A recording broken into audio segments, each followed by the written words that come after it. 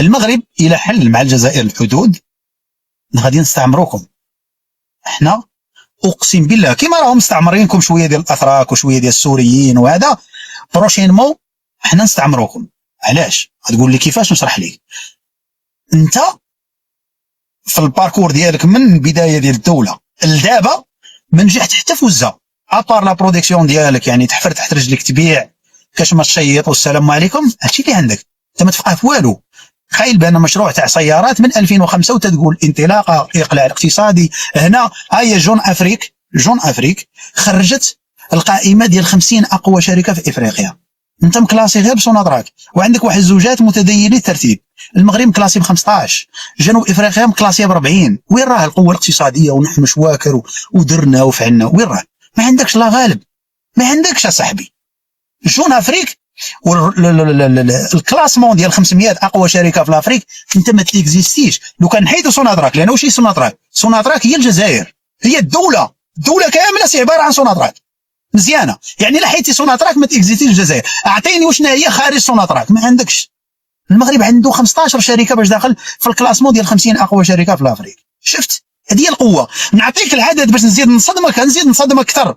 الا خديتي البارتيسيباسيون مثلا ديال كل دوله بعدد الشركات، جات جنوب افريقيا في الكلاسمون مباشره، من بعد جاء المغرب، ومن بعدها جات مصر، ومن بعد جات نيجيريا، وعاد جات الكوت ديفوار، عاد جيتوا نتوما. صح، انا ما عنديش. صح انا ما قلتش انت ما عندك. اسمع لي دريس، كمل مداخله ومن بعد هذيك. صح.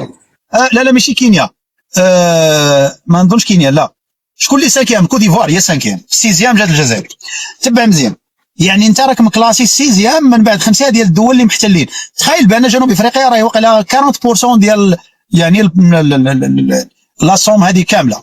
لا رواندا مكلاسي واقيلا الويتيام. تبع معايا مزيان. دابا انت على مستوى الاقتصادي ما عندكش، لم تنجح ولن تنجح، لم تنجح ولن تنجح، حتى بروشينمون لن تنجح. علاش؟ لانه ما عندكش اسس اللي تبنى عليها اقتصاد مهيكل. شنو هي؟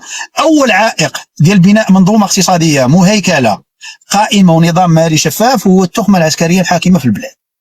نظام، مع احتراماتي ليك ما نبغيش نقلل الاحترام في هذه، الكهول اللي شادين الدوله ما عاطينش يعني لا الناس اهل الاختصاص. بطبيعه الحال الجزائر عندها بزاف ديال الخبراء اللي متواجدين في العالم كامل، لكن نتوما ما عطيتوش لا مال هاد الناس هادو باش يديفلوبيو دوله، وقعدتوا كدوروا في حلقه مفرغه. تخيل انت البروجي ديال بناء السيارات ولا مصنع السيارات في الجزائر ديمارا اون 2005، الى يومنا هذا خرج لنا وزير الصناعه هذا اللي كاين دابا، يلا ما عندنا شهرين ولا شهور، قال لك وفي اطار صناعه تاع السيارات راه عندنا مشكل عقار. الجزائر فيها 2,700,000، عندك مشكل عقار بالصوف وزين تاع سيارات، هي كارثه نورمالمون. صح؟ لا انت غادي دير صناعه وما عمرك غتفلح بها. زيد على البيروقراطيه، زيد على النظام العسكري، زيد حتى على العقليه الجزائريه كجزائري لا يصلح يندمج في منظومه. علاش؟ لانه خرج عليكم بومدين بالعقليه الاجتماعيه الريعيه. انتم تكولت عندك الفكره الدوله ديال كل شيء. انت لا بوبيل بارفوا راك ترميها من الكادريام ايطاج، تسنى من الدوله تجي تجمع لا بوبيل. كي شغل راك حاله تعاونيه ولا شغل كيما هكا. يسمح لنا الاخ برابوت، نتمنى تكون ما تقلقش ولا شي حاجه الا طولنا عليك. دونك هذا لو سونس هذا انت ما تنجحش اقتصاديا وعمرك ما غتنجح. فهمت؟ نعطيك مثال. نقول لك 2 كلمات برك معليش، راك حضرت عندك 4 ساعات وانت تهضر. 2 كلمات يا خويا دريس، حنا ما نصبحوا والو، ما عندنا والو، علاه قاعد حاضينا. صح مزيان. 2 كلمات قلتيها خلصتيها، خليني نزيد انا 2 كلمات اللي عندي انا ومن بعد نتكلم. شوف، حنا لي لايف اللي كنديرو معنا، انا ما عنديش هدف نضرب في الدوله ولا نضرب في النظام ولا نضرب في اي حاجه، لكن لايف ديالي خليك من الازلام وخليك من هذه العبارات المستفزه. اسمعني، عبر اللايفات ديالي وانا واقولها بكل نرجسيه انني لما جيت للتيك توك هذا غيرت بزاف ديال الامور في العقليه ديال المواطن الجزائري، واصبح ينظر الان بالامور، والغالبيه ديال الجزائريين حتى المتابعين لهذا اللايف يعلمون بحقيقه الامور داخل انفسهم. والغالبيه اللي كيطلع لهذه لي كاس هذه تجي فيها من الداخل تاعنا، من الصحافه تاعنا. شكون اللي راه ينشر في الاخبار هذو؟ انت تجي فيها من الاعلام تاعنا وما كاين قنوات معارضه، كاينين اشخاص اعلامنا هذاك اعلامنا معناها ما عندناش حريه، ما عندناش صحافه مثلا. انت تروح تصطاد من هذيك المواضيع وتجي تحاجني انا في بلادي. انت مريض دريس، شوف امورك الداخليه. انت القصعه نتاعك وجهها للشان الداخلي المغربي. غادي نوجهها. انا بعيد عليك، انا كشعب انا راني نهضر معك. لا عبد الرحيم ما تسلش له المايك، سوفاج راهي مقلق. ما تسلش. انا كاني نهضر معك والله شعبي جزائري يدريس، والله ما عندي علاقه بالسلطه، غير شعبي ما عندي حتى علاقه. راك فاهم ولا ماكش فاهم؟ وشوف راني طالع ندافع على بلادي. شوف ما كان اللي دعمني. دابا انا واش ضريتك؟ انا راني نحل لايف على الجزائر، واش ضرك انت نورمال؟ علاه انت لايفك هذا اللي راك دوك انت تقول الجزائر ما كاين والو وصفر وما عندها لا وزن لا هي لا والو. انا نتحداك ونتحدى غيرك، اثبت لي العكس. ايه صح. علاه انت واحد لا وزن لا هبه عاطيه وقت، انا واحد ما يسواش ما عنده حتى وزن ما نهضرش عليه اصلا. اصبر، انا هنايا في تيك توك عندي بيت واحد وتخصص واحد ونيش واحد، الجزائر وحبست. صح معليش، يا احنا ضارينك. يكون جاك ابيل ولا شي حاجه. لا يا احنا ضارينك دوك، يا احنا ضارينك. يا الجزائر ضراتك، يا الجزائر ضراتك لهذا السبب انت والناس اللي معك. راكم نهار كامل انتم الجزائر ملي تنوضوا حتى نترقدوا. يا دوك انا دوك باغي نفهم، يا الجزائر يا عندها وزن يا ما عندهاش. دوك الا عندها وزن هاي ضرتكم راكم تهضروا عليها، وإلا ما عندهاش وزن على راكم تهضروا على حاجه ما عندهاش وزن. صح هذا تشربك ارواحكم. اسمع هاد التيك توك هذا، اسمع سير مايك رقيقه ربي يحفظك وجاوب على لاطي. اسمع، اولا هاد المساله ديال الصراع في تيك توك انتم اللي بديتوه، هذه لا تنكروها ولا ينكرها غيرك، انتم سبب هادشي. هذه النقطه الاولى. النقطه الثانيه، اصبر قسما بالله انتم اللي بديتوا هذا النيشان. احنا اللي مأطرين انتم. شكون اللي جاب اسعد شرعي دريس؟ خليني نكمل. شكون اللي استعاد اسعد شرعي؟ خليني نكمل. مانيش انا اسعد شرعي شغل هذاك مواطن يدبر راسه. انا راني نكمل. انا ندوين راسي، لا تروح لي اسعد شرعي، خليني في راسي انا، ما تهربش لي من السوجي. تعرف كيفاه تمشي الحال. اصبر انا راح نعد لك. انت دابا كدوي على لايف ديالي، انا راح نعد لك لايفات قول لي علاش يهضروا بوسمحه، علاش يهضروا. يرد عليكم ويرد عليكم بوسمحه. شوف الجزائر عمرها.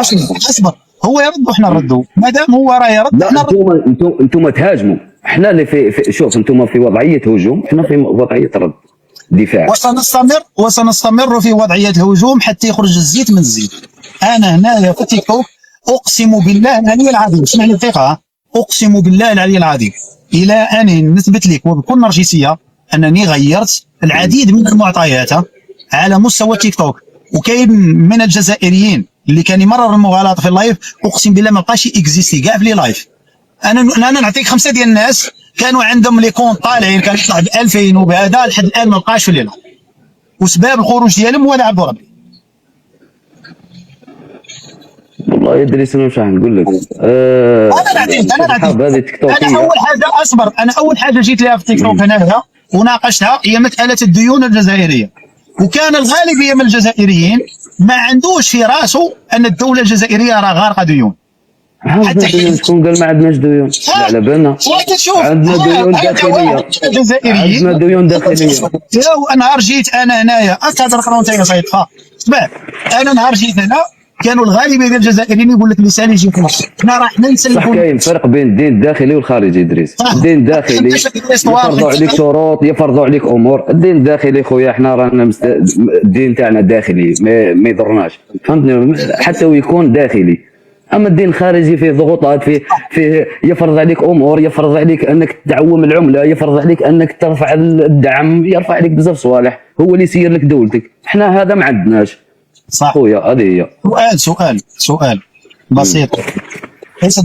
انا عندك الحسه سوفاز، ربي يحفظك. سد المايك صح. بون خليها كان مزيان. دابا تبع معايا مزيان، وهذه النقطه هذه ما تحتاج كيو اي كبير باش تفهمها.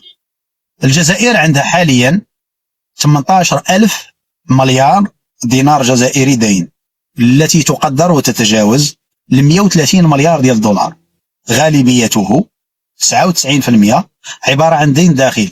طريبيا تبع معايا مزيان باش تفهم. المغرب حاليا رانا في 118 مليار ديال الدولار، اسيدي قلنا 120 مليار، بمعنى انت اكثر دينا منا، صح؟ حنا الا جينا نفصلوا الدين تاع المغرب غادي نلقاو بان 67% ديالو دين داخلي. لا 67، لا عندنا 35% دين خارجي. هذيك النهار انا وياك وقرينا المعلومه ولقينا شحال دين داخلي ودين خارجي. هذا راه وصل 38، صح؟ 38 مليار، 38 مليار ديال الدولار دين خارجي، وعندنا 62 مليار دين داخلي. سؤالي المنطقي، هذيك 38 مليار اللي خداها المغرب ديون خارجيه، علاه ما داهاش ديون داخليه؟ حالكم مثلا. سؤال بسيط.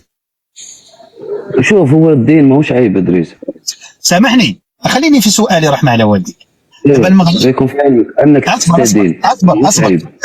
اصبر. الجزائر 100% الدين ديالها داخلي، المغرب 70% دين داخلي و30% دين خارجي. هذيك 30% علاش ما ديناهاش دين داخلي كيما كنتم مشينا لدين خارجي اللي فيه فقدان السياده والبنك الدولي وتعويض؟ لانه نظن انه فيها مشاريع كما نقولوا تخص الشان العالمي كما نقولوا، منها تنظيم كاس العالم، منها فيها تنظيم كاس العالم ما خديناش عليه دين كامل، ما خديناش عليه المنشآت تاع تنظيم كاس العالم، الاقتصاد ما خديناش عليه، البنيه التحتيه لا ما خديناش عليه. المهم ما عنديش معلومه انا علاه كذا. نمشيو معك الابعد بذلك. ميريكان علاه عندها الدين خارجي وهي مولاة الدولار، وعلاش ما خداتش هي الدين داخلي؟ عندها دين خارجي.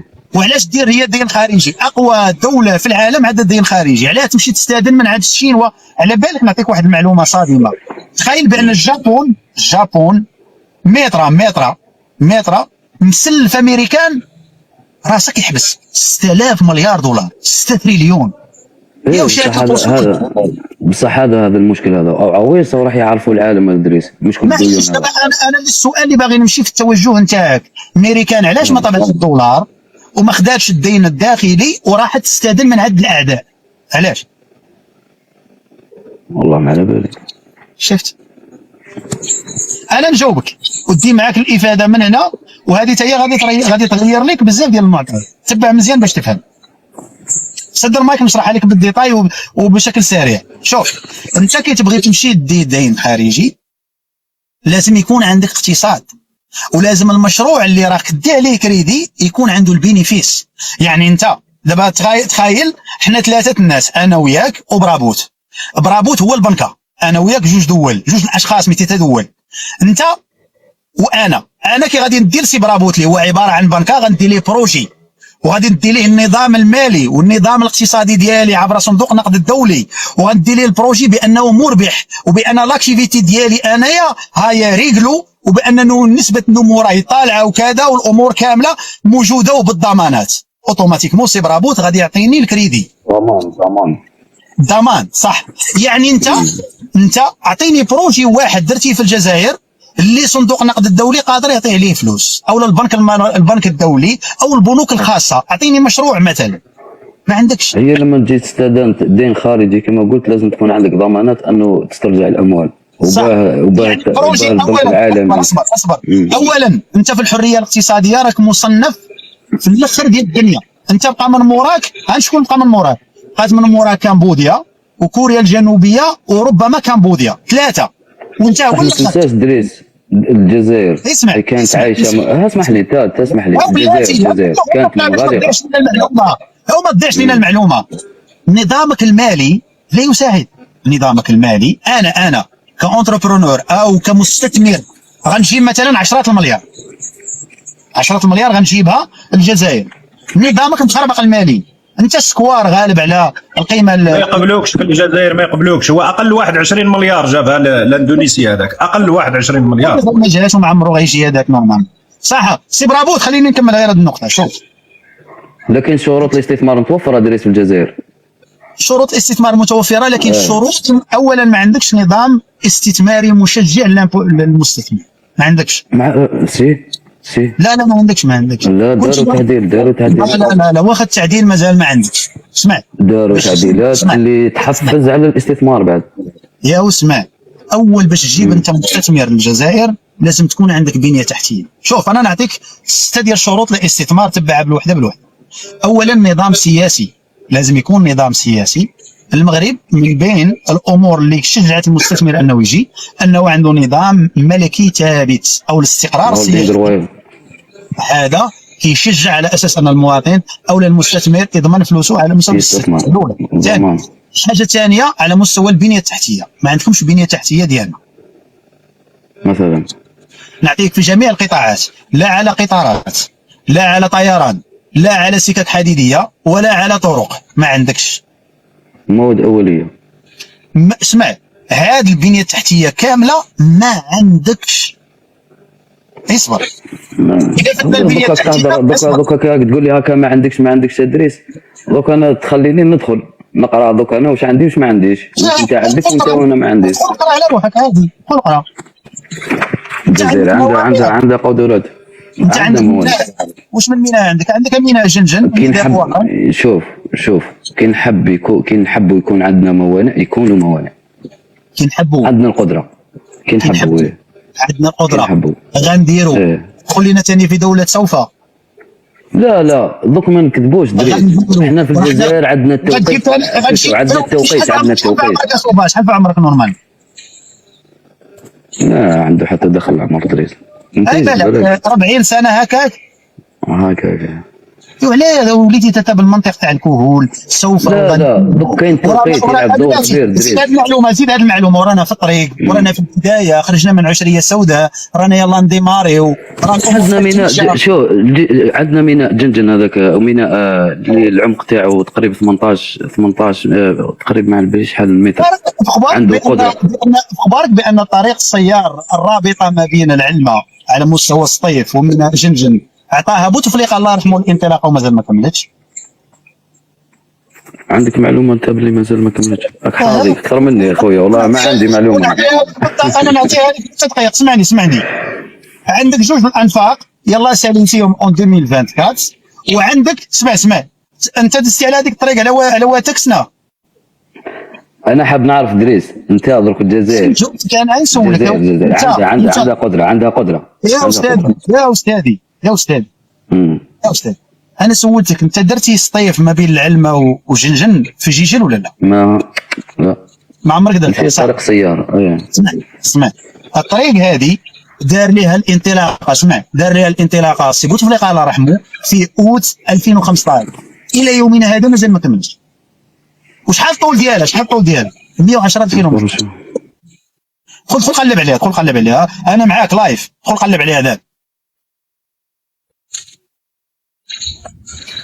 والله سي ادريس كتناقش. انا اللي عجبني من بدايه الموضوع اللي قال لك انتم من تتهجمون وانتم، هو الصفحه ديالو لا يعرف الا المغرب. ثانيا دخلت معاه في نقاش. وين الصفحه تاعي؟ ما عندك مشكله، غير قلب على سد المايك، قلب على الطريق السريع ومن بعد نتكلم مع دريس شويه. خليني نتكلم مع دريس شويه. انت مشيت معاه بعيد عن الموانئ وعن هذه، واليد العامله التكوين في اي مجال عنده هو يد عامله مكونه ومطوره بالجزائر. حتى في الخبز ما كاينه، الخبز كيستورد كونجلي. استوردوه من الامارات ويعيروا فيها. ما عنده واحد يعرف يعجن الخبز. واحد يهز الخبز يعجنه ما يعرف، وتقول له انت بغي دير معاه قال لك اليد العامله وما نعرف كل شيء موجود ان شاء الله. الا بغاو ان شاء الله. انت شوف، اسمع واحد الاوديو، واحد الفيديو غادي يديروا الوزير الاول وزير الداخليه السي سعيد سعيود اللي هو وزير النقل. اسمع ملي كيتكلم على القطارات راسك غيحبس. اسمع. اليوم الاشكاليه تاعنا يعني كل المواطنين اليوم يتحدثوا على القطارات، ما كاش قطارات. يعني باش نهضروا صراحه، يعني العدد تاع القطارات المستعمله اليوم قليل وقليل جدا. علاش؟ شرينا تقريبا 17 كوراديا. هذه كوراديا هذو شريناهم، وكان يعني المواطن فرحان بهم، وكان مفخره يعني حتى نظرا للجمال نتاعهم، الشكل يعني الجمالي نتاعهم، وكذلك يعني لي زاميناجمون تاعهم الداخل والكونفور اللي فيهم وكذا. ولكن هاد 17 اليوم 12 خارج الخدمه. هادو 5 يخدموا 12 خارج الخدمه. علاش؟ 12 خارج الخدمه لانه الشركه اللي صنعتهم راحت تحلت. ولما تحلت الشركه هذه ما لقيناش قطار. قولوا لفرنسا ما راناش مراركه. راحوا الشركه ديال الكره ديال شراو عليها 17 قطار. شراو عليها 17 قطار، الشركه باعت لهم قطارات وديكلارات فايت. ملي جاو يقلبوهم لقاو 12 واحد خارج خدمه خدامين غير ب5. لا حول ولا قوه الا بالله.